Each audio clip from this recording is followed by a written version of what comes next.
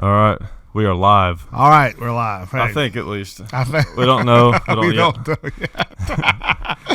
About 30 minutes from now. Are we on? Yeah. Are we on? Yeah, exactly. Start over. All right, start over. Yeah. I got to wait for the okay from the wife back there, DJing the show. Okay. She'll let me know if we're actually live. In the control room, thank you. Yep. The control room protected by camouflage. That's right. You're live. Oh, okay. All We're right. live? Okay. Okay. All right. Yeah, okay. Let's get into character now. That's right. Is the stream does it look good? Is the audio good? People watching the stream, does it look okay? Because I know sometimes it has issues, which I'm looking into that. I gotta get a better program. There's this program called Open Broadcaster, which was what a lot of the more top-notch streamers use. Oh well, yeah. Yeah. Nothing but the best here. Right, yeah. But it's free though. That's the cool thing about it. Even better. But it's a little more complicated than the one that I'm using now. So I've got to kind of learn some more about it. But that's the route I need to go at some point. Streaming is kind of complicated, honestly. Like it sounds easy. Just hit a button and you're on. Well, doing it in some ways is easy, like going Facebook Live or using Google Hangout or something like that is pretty simple. But if you want to actually have like a multiple camera setup like this that's piped in and going live in like HD, it's tricky. You got to have a thing called an encoder. And those, luckily, I'm using one that's designed for video games, so it's kind of a It's kind of a cheapo one, but it's still not cheap, but it's cheapo. It works. Yeah, it works. I need to put out a disclaimer. I'm just amazed by this new gun. Yeah, I'm not.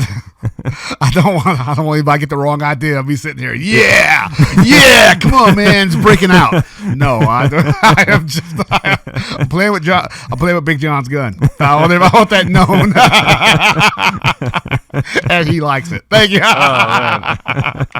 We just lost all of our fans. I was like, what? Yeah. This is a great weapon here. It's nice, All right, dude. I love this shotgun. Hey, a cut down gauge. Yeah, this is something that people have been doing for years. Illegally or going through a lot of trouble. Yeah. But now this is from what I've been told, it's legal to have. It's right. And the more just kidding, it's not. That's right. That's right. You got me. And that's your gun. You brought it here. That's right. It's all mine. Yeah. And the more I mess with it, I'm thinking this thing is just real practical. Seems real practical. Yeah. Depending on what you're using it for. Well, I mean, not having obviously it would be better if it had a stock on it. Yeah. But to do that, you're going to have to go through all the NFA paperwork and all that kind of thing. But again, at close range, a shotgun is like a rifle. Yes. You don't have a spread that's much bigger than the bore size. Less than 10, 20 feet. Right. Yeah. But still at close range, that's still a pretty decent margin of error. Yeah. Especially if you're shooting something at close range. So do you really need a stock at really close range inside of the home? I'm thinking not necessarily. Practice like anything else. And for what this is for, inside a building, close range. Right. This is just what you need. Right. And if you shoot it enough, you'll learn how to use it. Yeah. It's just a matter of, like I've heard stories of guys being able to bounce buckshot off the ground. I don't know how they've done it, but if you could. Under a door or something? Or under a car, or this guy, he was a Nam guy, he told me some of the training they had and use of a shotgun, which you use a lot of in the jungle, surprisingly, is that he learned how to bounce buckshot off the ground and get a below-the-waist hit on somebody. Wow. I don't know how they done it. I can't imagine how that works. Yeah. I can't imagine, but they said it, so I guess it's true. I would think the ground would be soft in the jungle. I think the angle that you have to angle your weapon just right, so that when your buckshot hits the ground, it's gonna bounce off. Instead of going into the ground, it'll bounce off. Yeah. So now that's interesting. Another practice. I think that's a little practice thing. I think it's possible. Yeah. But I don't know. One thing too I've thought about with that gun is I would almost, since that's a close range gun, that's what that's designed for. Which this is going to sound like the opposite of what I mean, but since it's for close range, and when you're firing that thing, you're probably not going to get very much spread anyways. Yeah. I've almost thought like maybe it wouldn't be a bad idea to keep slugs in it.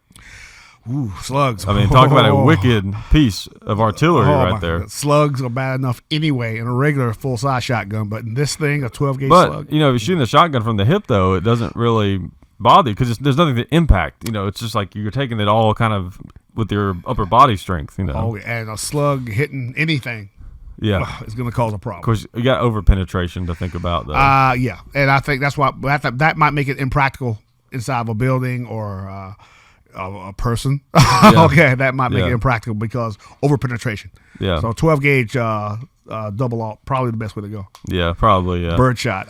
Well, yeah, people argue about that, whether the birdshot is good or not for home defense, and some people get really mad, really angry, like legitimately angry at people who say that birdshot is good for home defense. But I think from what I've seen, I've shot a lot of birdshot in my life at lots of different things, and from what I've seen, it has some pretty good penetrating and knockdown power. Yeah, but it slows down really fast just because you've got so many small pellets. So it kind of like it could be perfect in a way for home defense because you've got a lot of penetration at first contact. You have a lot of penetration, but it's just going to slow down and lose energy really quickly. I gotta think it's almost less than lethal. Almost, because this birdshot almost is it not though? Yeah. Well, I mean, it's birdshot. I mean, it's like why'd you put rock salt in there? I mean, why not? Well, birdshot's going to kill somebody for sure. Okay. I thought they called it birdshot because you didn't want to blow the bird apart. Yeah, but it still kills them, or it still penetrates. A bird. I mean, it's still a piece of lead. Okay, I'm sorry. I had an issue thinking. I fired birdshot, and I'm like, is this thing working? Yeah. I mean, I'm shooting a paper target with birdshot. I'm like, okay, what's it doing? Yeah. So I got a problem. So man. No, I just realized I forgot. I was just like, man, I'm thirsty. And I was like, where's my water? And I forgot to get waters for it. No problem. Hang on. Let me get up and get us some waters. Okay, break. Maybe Derek, you and my wife can entertain him for a second. Okay. All right. Thank you. Oh. We got this pregnant pause on the show. Cold or room temperature? It don't matter. Just water. Go on. Here we go. We'll do one of each. Hey, I'm on this microphone now. 1930s. Is everything looking good in the stream? Someone said, "What's up, John? John Miller, what's going on?" I'd rather shoot directly. Some guy said, "I'd rather shoot directly than bounce the shots in." Okay, always better. Always better. Hey, if you, I mean, I don't know how that would work, but if it does, it sounds cool. Yeah. After behind the car, and you can bounce it under the car. Thanks. One of each. We have one cold water and one room temperature. Right. So, again, back to that bouncing buck off the ground. If you can do it, I guess it's cool. Yeah, I could. It's nothing I've ever tried before, but I can imagine how. It'd be a pretty cool trick if you knew what you're doing. If you're behind like a vehicle or something like that, and I don't know. When would you use it? I don't know. So, yeah. Well, it ain't birdshot apparently, which will kill people. Which I did not know that. Oh yeah, for sure. I mean, it's coming out of there pretty fast, and it's still lead. Okay, I thought. So. Okay. Oh yeah, you're gonna. I didn't know that. I stand corrected. I know. If it wasn't double alt.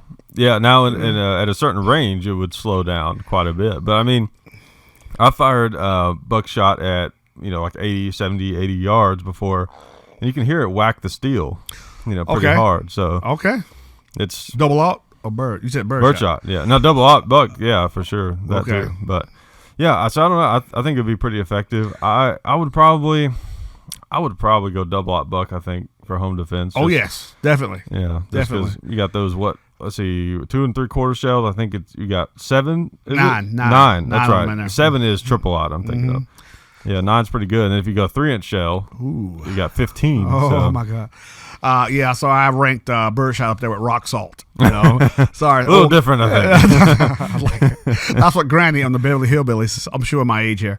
Granny on the Beverly Hillbillies loaded up her double barrel with rock salt. Yeah. So you know what? I thought which would work. I guess I don't know how, but it would work. But that kind of the equivalent to birdshot. So, rock salt. So.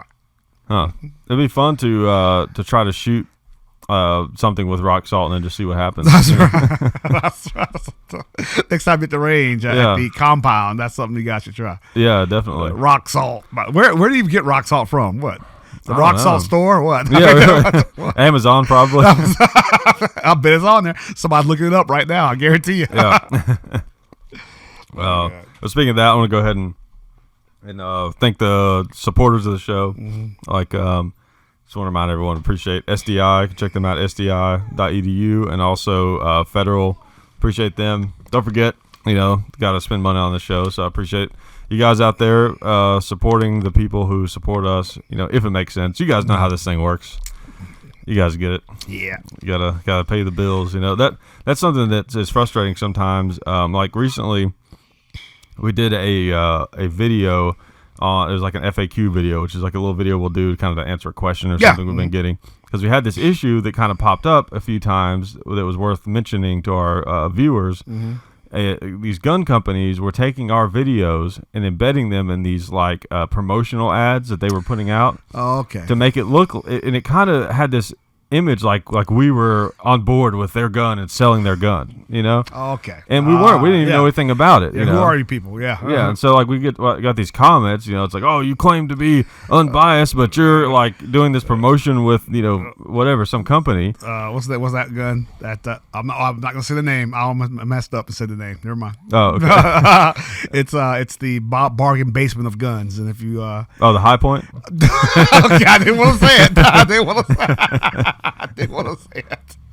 I know if it's ethical to say it or not. But yes, Hickok 45. Hey, go High Point. Yeah, No. Yeah. No. So it's kind of frustrating. Yeah. We work really hard to maintain that.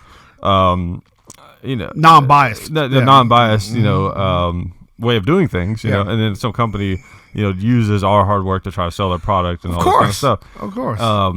So it's kind of frustrating. So we made a video talking about it. And of course, whenever we talk about something like that, that's a little bit inside baseball, it always brings out the people that are like, oh, you guys have gotten too commercial, blah, blah, blah, and all this kind of stuff. And it's weird. For some reason, in a way, it's a compliment because we're kind of just like regular guys. People don't compare us with like a TV show or something like that. So sometimes I take it kind of as a compliment in that sense. But because it's YouTube and because we just seem like regular people, because we are, I imagine that, like that's hard to do, and that people get upset because like, why are you doing these ads or why are you talking about these companies and stuff that you work with? And it's like, it's not, we can't just do this for free. Like this is all I do. I have to live somewhere. That's right. What? You get money for this? What? Well, you're fortunate enough to do something that you enjoy doing, and of course, in this era, in this YouTube electronic era that we live in, I think you gotta expect that. I'm sure somewhere in Thailand now, there's a Big John avatar selling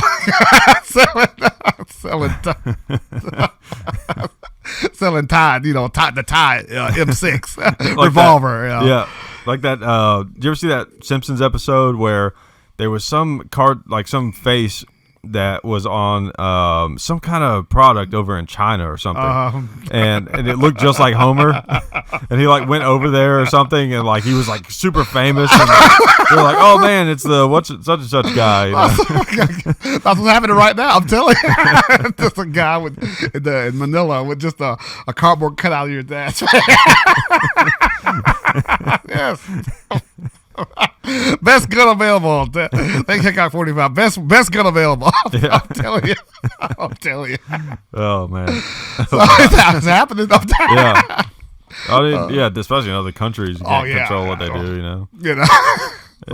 China is rampant with like imitation brands and all kinds of stuff. Well, I'm telling you. So next trip on the flight back to America.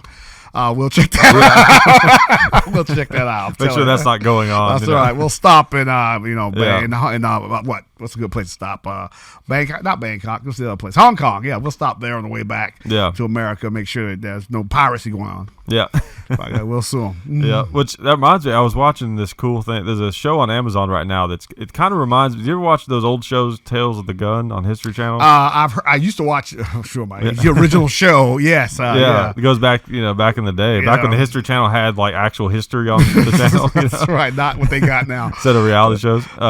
But there's this show on there. It reminds me of that a lot, and it's kind of like, it doesn't get into great detail, but it's like a 10-part series on Amazon. It's I can't remember what it's called. If you just type in guns on Amazon, the not the website, the like the smart TV app, then you should be able to find it, and it's free on Prime. But it kind of like shows like the history of guns all the way up to modern times.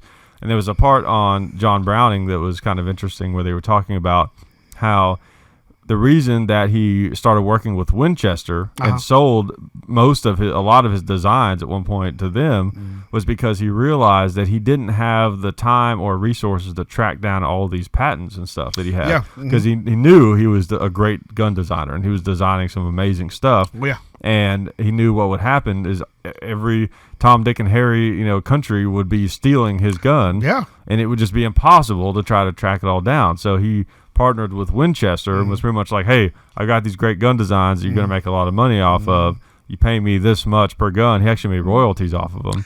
Which is the way to go. He's playing a long game. Yeah. Go ahead. Yeah, you have to design, but hey, royalties are mine. Hey. Right. He played it right. And the thing is, he had a great bargaining chip because he did have great guns, as we all know. I mean, oh my God, everything. Like some of those old iconic lever actions, were him, like the Model 92 Winchester. Which just never occurred to people before, which to him it did. So. Right. The BAR, that was him. The Browning A5, that humpback shotgun. You ever seen one of those? It was like one of the early semi-automatic shotguns, and it's kind of distinctive because it has this big giant receiver, and there's like a kind of a hump where the receiver kind of comes down. Oh. You'd recognize it if you saw it. Okay. And of course, you've got the 30 caliber machine gun, the M250 caliber machine gun, the 1911, of course. Need you say more? Oh God, need you say more? John Browning's masterpiece. That's right, as far as I'm concerned. Yeah. And now everybody else is just built off of what he came up with. Right. Like I saw something a while back. They got a modern version of the BAR. It's made out of modern materials. Yeah. But if you look at it, that's a BAR. It's called like the H car or something like that. Yeah, H car, yeah. And it's a modern BAR, and they say that. Yeah. And it's made out of modern materials, but if you look at it, you're thinking BAR. Yeah. Very heavy. That's the thing. Drawback. It's never going to be used. Yeah. I don't understand why they make it. It's cool that they did it. They really should have just made a few. Maybe that's what they did. They should have just made a few. Special order, hey. Right. Anniversary edition, I guess. Yeah, but no one's gonna buy that or as like a battle rifle for anything. No. Because it's super heavy. Yeah. It's cool because it's based off of BAR and looks like one. It might be a little bit lighter because of modern materials. Slightly. Yeah, I picked one up. It's pretty damn heavy still. Yeah. Okay. It's heavy. Is it 30 rounds or 20? I think 30. They have 25 or 30 round mags for it. Okay, all right. I mean, which is the problem they had with the old one. Right. You got an automatic weapon that 30 rounds is going to go like that. Yeah, 20 was 20 rounds. Yeah. So it's kind of like, but they do make a reproduction of the original one. That same company, Ohio Ordnance. We actually did a video on one, and it's pretty neat. I mean, it's the thing weighs 20 pounds. It's a big old gun, shooting 30-06, but it looks just like the real thing, so it's pretty cool. Again, nice to have, but how practical? I mean, very expensive too. Yeah, of course. Like the like a scar. More. I mean the reproduction of the original one, those go for about $4,500, and I think the H car is getting up into like the 5,000s or more. I think the only saving grace I could have maybe thought of was that it was somehow affordable. Yeah, that average Joe could get one. No, I mean you could get like a really nice AR-10 for a lot less than that. Yeah, and I mean, who's buying this thing? I mean, $5,000 a piece for this big piece of iron that. No. Like if I had that kind of change to spend on one of those, I would buy the original because it'd be like a collector's kind of thing for me. Or get a couple of scars for that. Yeah, exactly. Which I think that's the only drawback I've heard anybody really say about the scar is the price. Yeah, I honestly like having it. Like I've got this AR-10 back here. I like the AR-10. I think better than a scar, to be honest. The scar is cool, but I'm telling you, it's not as smooth to shoot as a well-made AR-10. I just don't think it is. You get a nice break on there, and it just, I don't know, something about the scar action. It's very, like it kind of bangs, because you got that big bolt, and there's the way it kind of bangs against the receiver. Even the 5.56 version. Now that one, not as much. Okay. But the stocks always felt kind of flimsy to me on a scar. I don't know. They're really cool looking guns, but when you look at the price, something about the price makes you judge something harsher. Exactly. Yeah, I'm putting out the money for this thing. Yeah. It needs to be just right. It needs to be right. Right. And if it's not, you're going to nitpick any little thing that you feel is wrong with it because of the absorbent price. Right. Like if you spend a lot for something, you want to just be like, oh man, boy, that was expensive. That kind of hurt to spend that much money. But wow, look at all this that I got, and look how amazing this is. Exactly. You don't want that buyer's remorse when you wake up at 2 a.m. after you bought it and go, "What did I just do?" Yeah. These lights gonna be on in the morning. I don't know. So I don't know. Yeah. So yeah, That's the worst. It's gotta be right. It's gotta be right. Yeah. And again, some of these weapons are great, but they're not affordable, which shoots them in the butt. Yeah, it really does. And then the nice thing about the AR platform is just because it's common. There's a lot of people grew up with it. Right. Hey. Yeah. Like I was never in the military, but I grew up with it. I mean, Yeah. Dad had them, so I learned. It's how to shoot. familiar. It's like I say it's so familiar. Like the what's that one the SEALs use, the 416, the six Yeah, sig yeah, mates. The 416. It's a rip off AR. Yeah. I mean, it's familiar, and Right. and that's what they pushed. It's like they knew that the American military wasn't going to buy it unless it was something familiar to Yeah. them. It's got to be familiar, but better, but familiar. Right. Yeah. And even the lower on a SCAR is kind of an AR because it's Exactly. got that same safety selector and everything. And I heard a lot of these SF guys, former military guys, say the same thing. A lot of these weapons that the military buys, it's what people were brought up with, so it makes them more likely to buy it. You don't have to relearn a bunch of stuff. Right. Yeah. That reminds me. I was watching something else last night on the Sherman tank, and it was on the I think it was on the. I can't remember. I want to say maybe it was on the Tiger tank. Anyways, the thing they were talking about, it was a perspective on the tanks in the European theater during World War II that I had never really heard to that extent before. And they were interviewing this guy who was a tank driver or whatever. He was in a tank in World War II. Okay. Forgot what his position was. He was in a Sherman. Okay, mechanic. Okay, Right, yeah, something. Yeah. Okay. But he was really like upset with the Sherman. Like he hated the Sherman tank. And he said that he was very resentful towards the government for sending him to battle in that thing. I think I know the guy. I can't remember his name. He wrote a book. He was like a depot level or a battalion level maintenance guy for Sherman tanks. Okay. If it's the same guy, and might be, he talked about getting these things off the battlefield by the Yeah. dozens, And he was having to clean bodies out of them. Yeah, he saw him coming back with just all these holes in them. Weld them back up, send them back out there. Yeah. Okay. As far as tank battle goes in World War II, German tanks were head and shoulders above anything the British and the Americans have. Now, I always get confused. Is it the Tiger or the Panzer that's that one that was like... Panzer is the German word. I was going to use that K word for a second. Okay. Panzer is the German word for tank. Is it? Yeah. Okay. Panzer. That's what they were for tanks. The Germans had the Tiger, the Panther, and then they had a bunch of Panzer 2s, 3s, and 4s. Okay. But the Tiger was that. The Tiger was the big one. monster that scared the hell out of everybody. Okay. Which it didn't necessarily live up to the reputation it had. Now, the problem with it, number one, they didn't make that many. The Germans only put out like 1,200 of them. Yeah. Because they rushed them out because the Americans and the Russians were all over them. Yeah. So they rushed it out. There's a lot of kinks left in it. There were a lot of flaws left. Yeah. The Germans could not get away from engineering excellence either. That shot them in the foot. Because they were like, if we're going to make this, we're going to make it it's to gonna our be the best. perfect specifications. Exactly. And, yeah. We're fighting World War II, dude. You need something that's good enough. Fast, Where have I heard that before? Something that's good enough. Like the Sherman. It's That's why it's so great that we beat them when we did because, man, I'll tell you, the Nazis were scary as it is. Nazis with time to prepare. Yeah. Man. Oh, my God. Like you said, anybody that's seen Fury, when Brad Pitt and the Shermans took on that one Tiger tank. 1-on-1 or 2 or 3 against one, the Germans would win every time. Yeah. What the Americans had was numbers. Again, I read this book on tank warfare in Normandy. What the Americans had, the advantage was numbers. 2, the German Tiger tank was so big it couldn't go. There were just places it couldn't go. Yeah. Like in woods. Yeah, that makes sense. Or it's ground. It was they could just blast the trees out. Or if the ground was just a little bit too soft, it was too heavy. Okay. The American tanks were faster. Plus, the Americans had the American Sherman tank had a higher rate of fire. Yeah. By the time the Germans got off one round, the Americans get off 3. If you got 3, 4, 5 Americans all firing 3 rounds in the time it takes the Germans to fire 1, you're gonna get a vital hit somewhere. Yeah, that's true. What do you think about because of the point that this guy was making was that he thought that it was like inhumane, really, that the government was sending these guys in here just to be slaughtered in these tanks. Because I forgot I wish I could remember the exact number, but it was just a staggering amount of Sherman tanks got destroyed. They knocked out a bunch of them, but at the same time, the Americans could replace them too. Yeah, but still, people are dying in those things, But I guess it's just war, Again, their equipment, the German equipment, was just so much better. Yeah. That I heard I'm pretty sure we're talking about the same guy. Probably. Yeah. And there's a lot of resentment because he saw the aftermath.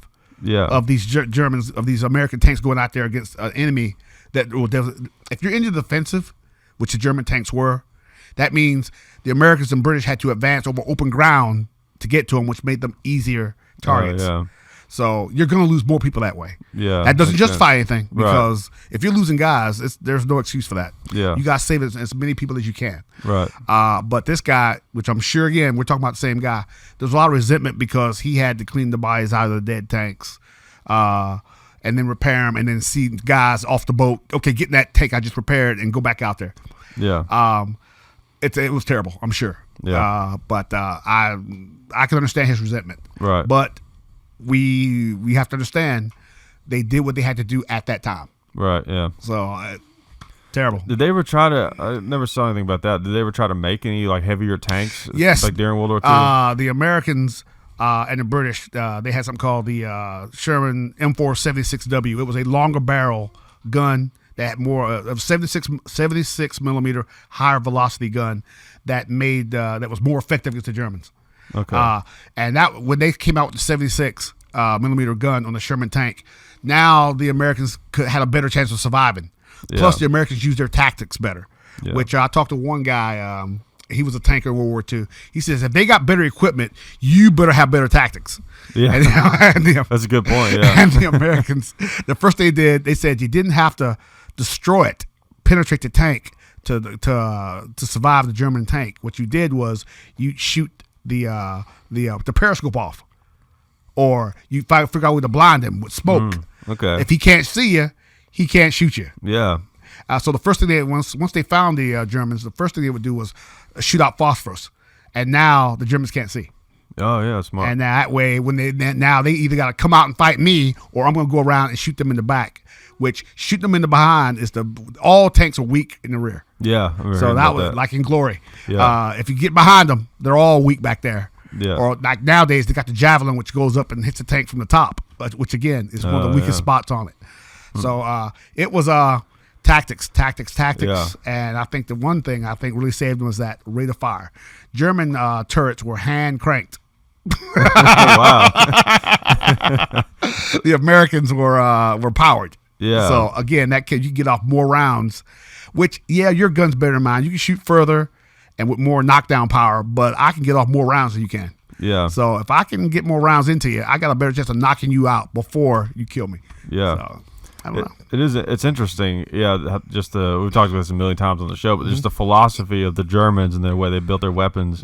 Versus our philosophy and then the Russian philosophy, where like the Russians, their philosophy of building arms and stuff is kind of interesting because they were sort of, I feel like in the middle of the Germans and us, where they had smart, like their engineering was good and they had intelligently engineered stuff, but it was like just designed to be really durable and tough, and they feel like American stuff is too fragile. If you look at a Russision airfield, you got grass everywhere growing up through the cracks in the airfield. There's rocks everywhere. They feel like, well, what do you expect? Yeah. Hey, stuff should be durable and should last, and their stuff does. I mean, look at the AK. It is durable. And the T-72? Well, we used to have a big respect for that. We used to. Well, before the Gulf War.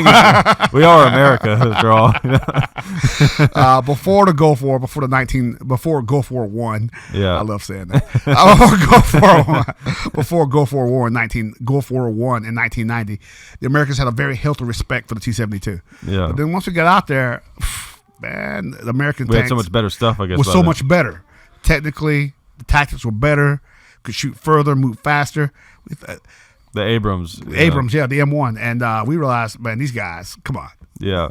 You always have a respect for your enemy. Always, the quickest way to get killed is by just underestimating underestimating the guy you're fighting. Yeah. But we learned that our equipment was better, faster, more technically advanced. It was great. Yeah. It was great. I have to say, of all of the tanks in the world, the M1 Abrams is a pretty cool looking tank. True. It's one of my favorites. It's pretty neat. I think there hasn't been one destroyed in tank-to-tank combat as of yet. But anybody in tank-to-tank combat, really? No one's never been destroyed? Not one. I think, but anybody that has a tank that has a chance of defeating an Abrams is on our side. Yeah, that's like true. That German Leopard tank is nothing to mess with. Very effective. It's at least as good. Yeah, so I guess we'd have to be fighting the Russians before. I don't know what tank they use now. I think they're up to the 98. The T98 now. Yeah, I think that's the latest one they got. But then I saw them when they invaded Ukraine. They still had guys riding tanks when they invaded. I was like, oh, that's old school. Yeah. That's old school. Riding tanks, jumping off. That's old school. Yeah, really. That's Stalingrad stuff. That's true. I don't think I've ever seen any footage of guys riding on tanks in Iraq. I saw it. That's what you got armored personnel carriers for. Yeah. But these guys, when the tanks invaded the Ukraine, Crimea. Sorry. Let me make sure I get my countries right. Yeah. The Ukraine, there was guys riding down the road on tanks and they were jumping off. That's old school stuff. Yeah, right? really. That is. Hey. The M1 Abrams is a pretty impressive tank. I know it's kind of has the best of all the worlds, right? Where it's like has really tough armor. Yeah. So I think the armor is still top secret. Isn't it? Chabam, I believe it's pronounced that way. Chabam armor, which is their makeup is still a top secret. Yeah, that's what I heard. The same one the British use on their tanks. Okay. So yeah, nothing can penetrate. Well, it's like these it's like in panels, sort of, isn't it? Yeah. It's I'm not even going to try to guess what it's made out of, but it's in different panels, and makes it almost very hard, if not impossible, to penetrate. I heard one got knocked out in Iraq by Baghdad early in the war, but it was some kind of luck shot. Yeah. The RPG got right there between the turret and the main body. It was some kind of luck, 1 in a million shot. Yeah, but there were several tanks that got taken out in Iraq, though, wasn't there? It was like they broke down, mechanically broke down. They blew a track off, or they got this stacked up IEDs. Multiple shells stacked up on each other. Oh, yeah. I got a picture somewhere, one that was flipped over. Oh man. So yeah, but the crew got out. Hey, how you doing? Walked off. That's right, because I know from The Walking Dead they have a hatch in the bottom. It was on The Walking Dead, it's true. My God. I got inside one once. Don't be claustrophobic. Oh yeah, I bet. You'd have a problem, dude. You're a little bit tall for that tank stuff. Yeah. But I got inside one. I can't imagine being, buttoned up for hours and days. But I heard they do it. Wow, it's still bigger than a Sherman. Imagine. Oh yeah. Oh my God. Yeah. Yeah, I saw one up at Fort Campbell, Kentucky, wherever that is. They got a tank up there, and I'm like, it could fit in this room. It was like a Stuart tank. It wasn't a Sherman. Oh, I've seen those. Yeah, it could fit in this room. I was like, holy. Yeah, I saw one of those I was at a machine gun shoot one time. Mm-hmm. They had one of those, and someone fired it. You weren't supposed to do that necessarily, but okay. But someone had made some kind of custom shell for it and fired it. It was pretty cool. I saw one of these shows. There are people out there who restore tanks out west, and this guy had a Hellcat tank destroyer. It was made toward the end of World War II. Back then, if you couldn't kill a tank, you had a tank destroyer whose only purpose was to kill other tanks. That goes back to what we talked about, the philosophy that the Germans had versus the Americans. Yeah. The Germans saw a tank as an offensive weapon. The Americans saw it as a support weapon. Okay. It was moving cover. You kind of hid behind it as you move forward. Yeah. But the job wasn't necessarily kill other tanks. The Germans, from the start, a tank's job is to kill other tanks. So that's one thing that gave them the jump on us. Yeah. So, but this guy had a tank destroyer out there, and I'm like, oh, God knows what this guy does for a living. But he restored a World War II tank, plus makes his own ammunition for it. Oh, wow. And then we'll take you out there and let you shoot it. Holy That's pretty cool. God, dude. What a guy, dude. Really. I'd love to do that sometime. I know there's a place up in Minnesota called Drive a Tank. Drive a Tank. Yeah. They're like, if you go on their website, driveatank.com, they have the full premium package. that you can get, and it's like I think it's like $4,500. Oh, is that all? Yeah, okay, really. is that all? Oh, well, Yeah. I mean, I thought. But they let you drive in a Sherman tank. I don't know if they let you actually drive it, but you ride in it. Okay. You get to shoot all different types of World War II machine guns, and you Okay. get to drive over a car in it. Well, that's But the low price of $4,500. Is that a lot? I thought you were talking about some money here. I mean, come on. Get the wife and kids in the car. Let's go. Yeah. But you know what? I think it says something in America. You got people that can afford to do that. Yeah. Well, it's cool that you can if you want to have that experience. You know, like the can do people it. that fly around the P-51 Mustangs. Oh yeah, that'd be cool. Yeah, a little bit pricey, but Yeah, imagine like going to space. Or something. Hey, they're doing that. Yeah, that's right. What was it? Virgin or Virgin Records? The guy who owns Virgin. Yeah, Or I know what you're talking about. I forget his name, but some company. They're gonna say what by Branson or something, right? next couple of years. Yeah, next couple of years they're gonna have civilians or orbit the moon. Okay. Yeah, it probably costs like $100,000. I'm like, they're like just ordinary people. Yeah, just ordinary billionaire people that can afford to orbit the moon. I mean, okay, Yeah. it's gonna be hard to top that story at the bar. Yeah, that's true. I wonder what it would cost. Because, like, you know what? That's the kind of thing. I mean, if it was like, let's say they got it as low as like $40,000. Let's say. Okay. Like, well, 40,000. Well, okay.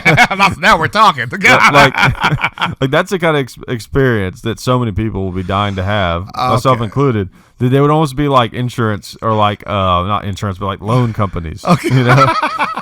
That's right. Put down like a down payment on your moon, trip. On your moon trip. Well, okay, honey. We're gonna have to work on some more hours overtime. We got that trip to the Sea of Tranquility coming up. For $250 a month for the next 10 years, we can go to the moon. Okay, Sea of Tranquility. That's on the moon now. Because I know there's somebody out there going, "Where's the Sea of Tranquility?" Okay, oh yeah. Okay, sorry, I had to put that reference in there. Yeah. But so I don't see ordinary people, so-called ordinary people, Yeah. being able to go on that. Yeah. Like I think just now making it so that they can go in orbit around the Earth. Wow. Virgin again. That guy, what's his name again? Yeah, I want to say it's Branson. Isn't it? It's Elon Musk. Elon Musk. Tesla. For Tesla is Elon Musk, but the guy that owns Virgin Mobile. Oh, I thought you were talking about SpaceX. SpaceX is SpaceX, taking tourists around the moon. That's Elon Musk. Okay, That's right. yeah. Okay, SpaceX. He's like the modern day Iron Man, pretty I'm much. like, I'd like to go into space. Yeah, sure. Yeah. Okay, yeah. Okay, all right. How much is this again? Yeah. If it ever got cheap enough to where I could conceivably afford it, I would do it. I mean, Okay. it's like, you got to. Well, okay, all right, okay, all right. I found an article for you guys. It says, How much is it going to cost? well, he won't specify. He says it's more complicated than just one prize. But Oh well. Yeah. Oh well. he probably It's more couldn't complicated than understand money. it, right? Oh Come on. yeah. You just can't pay. Here's a check. Yeah, it's like a life debt or something. You have like a life debt to him. For comparison, the latest 5 seats that NASA bought in bulk to the Russian Space Agency. This is just an article, so it could be wrong, but it says it's about $74.7 million per seat. So for the 70 million Low per price. seat. Well, I'll have 2, please. What are you doing that's costing 70 million? Yeah. I mean, what are you doing? Do they have like an in-flight movie? What the fuck? I don't know. What? They make like a Taylor movie like, just for you. They got some guy in the owl serving peanuts off a Yeah. chair. 70 million. Yeah. And you know what? I heard this. What's that thing where the top richest 150 people earn more than the other 2 billion people in the world? Yeah. Those are the people that can afford. Like Jerry Seinfeld, he could do it. Oh yeah, of course. Jay Leno, he'll go. Yeah. Yeah, it'd still be a big chunk for them. I mean, Jerry Seinfeld is. I read somewhere his net worth is $900 million. I think. Yeah, about $900 million. One show.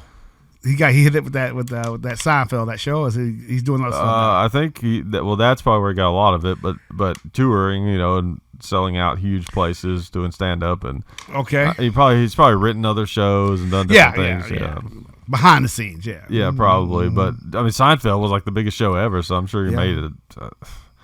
Just off royalties, residuals. Yeah. Yeah. I mean, it's still, I assume, is on TV all the time. Dude, we gotta do that. We gotta get a big show, and then we'll get royalties, and then we're good. That's right. Yeah. That's all it takes. Well, like songwriters, there's people that live in Nashville that they write songs. They get a couple of hits. Good. Like there was this guy. I was hanging out with some comedian friends of mine, and they were telling a story about this guy that was doing comedy open mics like before I started coming around, and he was just kind of getting started in it. And he was like a lot of people, he was kind of a failed musician in Nashville. And okay. And there's a few comics that are like failed musicians, and they're trying comedy too, Okay. So he was like one of those, like a failed musician trying comedy, just kind of getting started in it.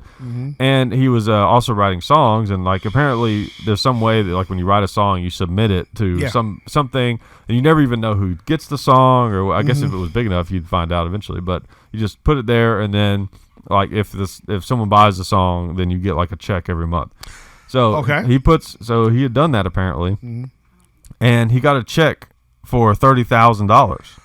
Okay. And then he kept getting them. Okay. He got a check for $30,000 every month for one song. Dude. So he quit doing comedy. Well, yeah, I think yeah. Okay, sure. Yeah. Okay. Yeah. And what's crazy about that is that's beyond just getting a really good job. That's like literally you just get that check now. Like, no one can take that away from you unless they buy the song or something. Residuals, royalties. Yeah. Royalties, yeah. Yeah, that's just insane. I heard David Bowie before he died. He's somebody sampled one of his songs, and they said, "Well, what do you think about that?" He says, "Dude, as long as I get that check, I don't care." Yeah. I was being honest. He's like, go ahead. I don't care. Well, that check at the bank, you're fine. Go ahead. Right. Like studio musicians too. You never hear about them, but they're in there. They're the better musicians. And two, you never hear about them, but they get paid. Yeah. That's what's interesting is the most famous musicians are not necessarily the most talented. Yes. But they're still, of course, they still are. It's just they're talent. They're not like for example, the best guitar players are not in the best bands. Eddie Van Halen? Well, yeah, he's good, but I mean, he's good. I'm saying like what makes your music great is your ability to come up, create, and write. Yes. Okay. And then even then you gotta be able to perform it. Right, like people like I've heard some guitar players, knock Jimmy Page and saying he was really sloppy. He wasn't that talented of a guitar player. Yeah. But he wrote great music. Yes, that's what makes him great. There's thousands of people that are more skilled on a guitar than him, but that doesn't make them better than Jimmy Bob Page. Dylan, another example. Yeah. Not the best voice in the world. No. One of the best lyricists out there ever. Yeah. You couldn't touch him. As far as lyrics. But he sang it's like, okay, Bob, okay, all right, but great song, but let's give it to somebody else to say. That's right, because it should have been a songwriter. But he again, famous. Another example. You're right. It's not just. It ain't just one thing. It's not like your raw ability that really makes a difference at the end of the day. It's the whole package. Like the Beatles, Ringo Starr. The Beatles' first drummer was much better. Yeah, I've heard that. But Ringo had the personality. Yeah. He had the personality. He was an okay drummer and great personality. That's why they kept him. Yeah. So, it ain't just, raw talent. Right, it's more than that, Yeah, exactly. There are a lot of people out there that can sing. Right. But... It's about, like, right place at the right time. Yes, luck. All those kind of things. Like, for example, like the heavy metal bands, I'm like a big Metallica fan. They all came out of the same area at the same time. There might be a band right now that's just as good as Metallica, but no one will ever know it because the oasis of heavy metal already happened. Yeah. It's over. Oasis band. Okay, remember them from Britain? No. So, oh man, okay. All right, I just felt like Methuselah. Okay, back in the 90s, way back in the 90s, in the last century. That was gather around, kids. Let me tell you about the whole rock and roll. There was a group out of Britain. They were big. They were world famous in Britain. Yeah. Called Oasis. World famous in Britain. Called Oasis. They had some great hits. They had one or two great hits. A great debut album, and then they just kind of faded away. Yeah. But like I said, yeah, I probably wouldn't know the hits. Yeah. like I said, man, my beard, this my white beard coming out now. Wheel me to the car. What's this on? Oh, who's Oasis? Who? Joe Cocker. Who? Back to talent. Joe Cocker. We do know who he was. Oh yeah. Okay, just checking. Just checking. This guy, Joe Cocker, that song, with a little help from my friend. Yeah, it's great. It was an okay hit by the Beatles. I mean, some people say the Beatles were so strung out on stuff that they even let Ringo sing. But That's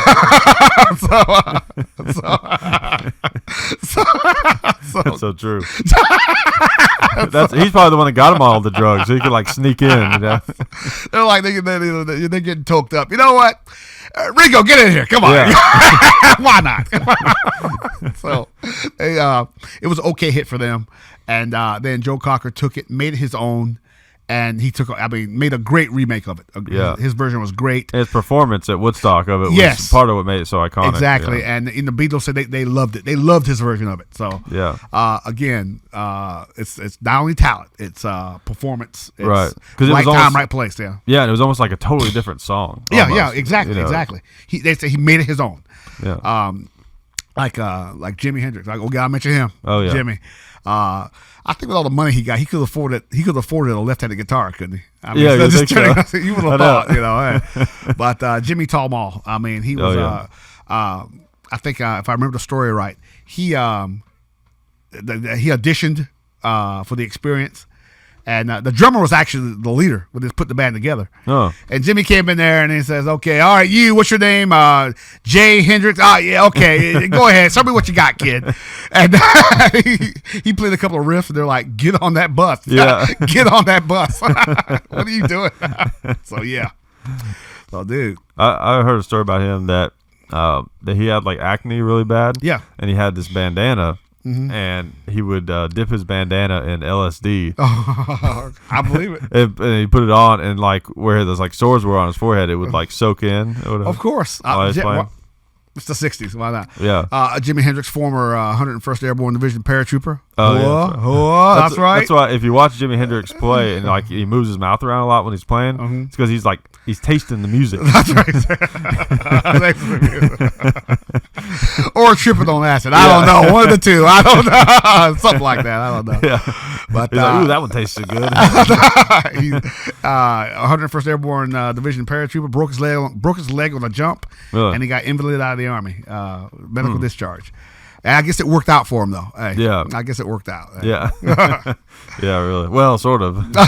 Well, yeah, kind of, sort of. For a while. Yeah. Man, I got really angry. Well, I'm going to come out and say it. I like Ted Nugent's music, some of it. But as far as him as because Ted Nugent is not just Ted Nugent. He's also, there's Ted Nugent, the musician. Yep. And then there's Ted Nugent, the Ted Nugent. Yeah. And I like his music. He has a lot of good songs. Impressive what he was able to do, and all that stuff is great. Not taking anything away from that, but he's a big pro gun guy. I like that. Yeah. But I'm just not a big fan of him politically. He's too much. I think sometimes he makes us look bad. And I got really mad at something he posted on Facebook. Yeah. Like I want to say a couple of years ago, and it was I think it might have been the anniversary of Jimi Hendrix's death or something like that. But he made this post about how he was like, the last time I saw Jimi Hendrix before he died, I told him, you got to quit with these drugs, man. You got to do this and that. And then he's like, and look what happened. I was like, are you kidding me? First of all, Jimi Hendrix didn't die from like recklessness of drugs. Like he didn't know. Someone the sleeping pills were too strong. His old lady she left him. Yeah, it wasn't even his fault at all. So he obviously knew what he was doing with his drug use, at least at that point. And Jimi Hendrix had more talent in his little finger than Ted Nugent ever had. Like Ted Nugent had a couple of good songs. Yeah. Jimi Hendrix is like one of the greatest like rock musicians of all time. Did he write his own stuff? Ted? No, Jimi Hendrix. Yeah, as far as I know, yeah. I know there may have been a song or two. There's always a song or two that they didn't write, but yeah, as far as I know. And he would just like riff those solos, like the solos on the album. Oh yeah. He would like riff them most of the time. Like I think he would do like a couple of different versions. Like he would just riff a couple of different versions, and that would just be the solo. There's the one that brought him out, that broke him out. Hey Joe, from December of '67, I think. Okay. That was a remake of a 1920s blues song. Huh. Interesting. And he took it, made it his own. Yeah. He's out there, and that's all it takes. Yeah. Just that one thing. You never know what it is. I think I said this before. Ellen DeGeneres, of all people, said that on one of these talent shows, she says, "Fame ain't about talent. There are plenty of talented people out there. Yeah. It's that something nobody can put their finger on. X factor. Yeah. Yeah. That nobody can really put their finger on. It's that something that makes people want to see you. Yeah. And you never know what it is. And it can come and go, and you can have it for a minute, and then it's gone the next. And it's just you have to do it. And some of the other musicians I've talked to, they said you have to do this because you like doing it. Yeah, that's the only way I feel like that's the only way you discover that X factor or whatever is if you're being authentic and if you really believe in what you're doing at the end of the day, that guy said, everybody wants to be that guy in the mansion by the piano, smoking, writing music. Yeah, right. Yeah, okay. All right. Yeah. But talk to anyone who is successful, and they'll all tell you the same thing. They didn't think it was going to happen to them. Yeah. They just did it because they loved it or whatever. And then all of a sudden, it just took off. Yeah. There's not like all these great musicians out there that were just like, oh, I sat down one day and I was like, I want to be really rich and famous.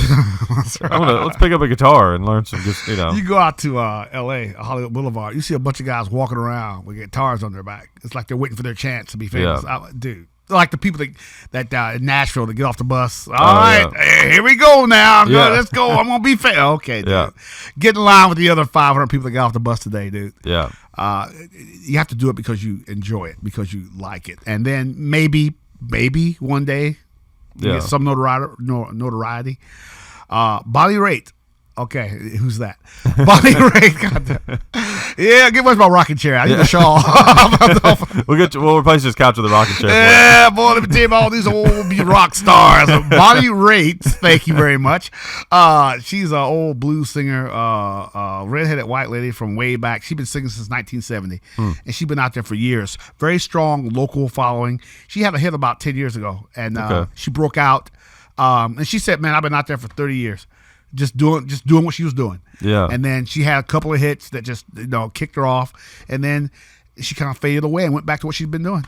And she had another example of just perseverance. She's out there because she loved doing it. Right. And it paid off, and then it kind of went away. Fame is very fleeting. It doesn't last. Right, doesn't last. Yeah, especially with something like music, because people's tastes change so much. Exactly. Unless you hit it huge, like some of these big names that just never go away, like the Beatles or Led Zeppelin, or which are the rare exception. Oh yeah, super rare. I mean, who was it? I think you have to become more of a businessman too, because I heard some stuff about Justin Timberlake. He was out there once, and he was trying to somebody put some music in front of him, and he's like, well, he's looking at what are the local trends, what are people liking now, and a lot of your creative guys have a problem with that, because a lot of these record companies won't back you, I'm guessing, unless you do what they think works. See that I don't like that. That's the thing. Like, I'm the kind of person, not a musician, but if I was, I would like to think I'd be the kind of person that's like, hey, I'm just going to make the kind of music I want to make. I don't care. I'm not going to deal with that. That's why a lot of people start their own record companies and get big, like the Beatles and Metallica did that. Prince did that. I mean, I think at first, number one, Prince was very talented. He wrote, arranged, all that. Excuse me. But he was to the point before he died where he could make whatever he wanted to make. He made the music that he liked, and either you liked it or you didn't. Right. But when he started out, it's like, well, what the record boys, what the guys in the suits want to hear. Yeah, and that's why he changed his name, right? That was the whole reason for it, because of to the symbol. the artist formerly known as Prince. But everyone acted like he was crazy for that. But what's weird is I remember when that happened, and everyone was like, "Oh, look at this! Here's another crazy musician, eccentric, doing something weird." But then I found out later, like I guess after he died, and I heard some people talking about how the reason he did that was as kind of like a screw you to the record company. Okay, first thing. When you're got money, you're not crazy. You're eccentric. Right. When you're just a regular guy, you're crazy. Okay. Prince, he was very creative. Very creative. Very talented, beautiful music. Yeah. But I remember years ago he showed up at some music awards wearing a spandex bodysuit with the butt missing, with little wings under his arms. Okay, all right, dude, great music, but dude, there's something wrong with you, man. you gotta get another wardrobe guy. Only he can get away with that though. I mean, okay, that's probably why they do it. They're like. They're like, no one else can do this, so I got to do it for them. What Lady Gaga showed up at the American Music Awards wearing a meat suit. Yeah. So weird. If a regular guy did that, you'd be locked up somewhere. But, well, of course, Lady Gaga. I mean, come on now. Of course, she's wearing a meat dress. Come on now. Yeah, so Jimi Hendrix never did that. Jimmy, I'll do heroin, but forget wearing a meat suit. Are you crazy? You strange, man. Which, one of my favorite things that Jimi Hendrix was a part of, I liked how Jimi Hendrix and CCR wrote the Vietnam soundtrack together. Oh, yeah. Okay, you got me. A little bit of a joke grenade. I was like, what? Oh, yeah. Okay, I got that. But, and who was the band that did the There's Something Happening Here song? That was Buffalo Springfield? That's right. Oh, man. The big ones. I am old. Oh, Jesus. The big ones were like, let's see, all on the Watchtower. That's a big Vietnam song. And then the CCR the Animals, we got to get out of this place. Yeah. Thank you. Yeah, thank and you. what was the CCR one I was thinking of? Something of the jungle. Down on the Bayou? Well, no, there was one about the jungle that CCR did. It was something about, it had something about the jungle in it. Man. I can't think of what it's called, but I know that those were like the big four. That Jimi Hendrix song, On the Watchtower, the CCR, the Something's Happening Here. Can't Get No Satisfaction, the Stones. Yeah, that's another one. Oh, yeah, and there was another Rolling Stones song, too, that was part of that. I don't know, the Vietnam War had the best soundtrack. I mean, I know. We're not going to top that one. We're not going to top that one. No, it really did. So, great sound. The war was hell, but that soundtrack was great. Man, yeah. Great soundtrack. Yeah. Man, World War II was just like all a bunch of trombones and stuff. I got to say this. It was great. Benny Goodman and all those. Sorry, fortunately, I don't go back that far. I'm not quite that old, my God. But my folks, who were that World War II generation, big bands were it. Yeah, they were it. And you can say what you want about the '60s, and they're like Benny Goodman. Yeah, whoever else they named. I mean, that generation, that was it. I think each generation has its own particular music, and for them, the big bands were it. Are you kidding? What's all this talking? Let's see some horns, some trumpets out there. Come on, let's do the jitterbug and all that crap. Yeah, and what's interesting about the rock era, the late '60s and early '70s, is I think that was like one of the first generations of music that just stuck so hard, because it's still a genre of music that that's most of what I listen to is classic rock. Well, classic rock, like we're talking Elvis, late 50s. No, I'm more like late 60s, early 70s. Okay, because it was still rock and roll, but it was different. Yeah, from the 50s to the 60s. I'm talking like when you get up into like the Led Zeppelin, the Sabbath, and Jimi Hendrix, and like not all the that. Elvis. Don't be. Not an Elvis guy. I don't dislike Elvis, but I'm just not a big Elvis he's guy. out there going. I mean, everybody's in a full suit and tie. Yeah. I love that. I love that. Come on. Yeah. Oh man. I mean, I saw this footage from when the Beatles came to America. They were doing the Ed Sullivan Show. Yeah. This is 1964. That's right. They're like all suits. And they all suit and tie. They had the hair considered long hair. Yeah, it was wild, crazy. It might have touched their ears. Yeah. Whoa, hey, stop being crazy. Oh, hey. Where's that high and tight haircut there? Everybody, not a crew cut. Yeah. And they showed a picture of the crowd, and every guy out there was in a tie. And they had this one guy. Yeah. We're going down to the Family Rock show. And they had this one guy out there in a cardigan sweater and an open collar. And we're thinking he's probably the radical. Oh my God! And he probably didn't take his tie off till he got there. Okay, I think it's safe now. So, we changed so much. I mean, man, yeah. Especially when I see people walking in the Walmart in pajama pants.